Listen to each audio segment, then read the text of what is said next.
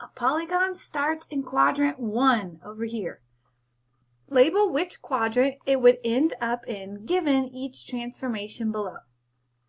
Okay, so the first transformation says we're going to rotate 90 degrees counterclockwise. So remember, that's the opposite direction of a clock. So we're going to be rotating it this way. And if we go 90 degrees, if we start in quadrant 1 and we go 90 degrees, we're going to end up over here in quadrant 2. All right, let's go back to quadrant 1, and now let's talk about reflecting across the x-axis. If we reflect across this x-axis, we're going to end up down here in quadrant 4.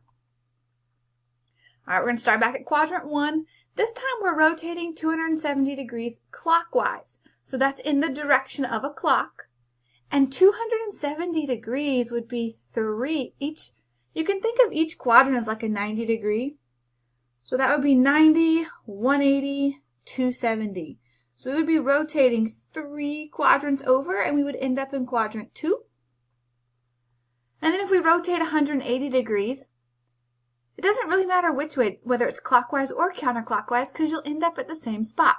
You either go clockwise 2 quadrants, which is 180, or you go counterclockwise 2 quadrants. Either way, you're going to end up in quadrant 3.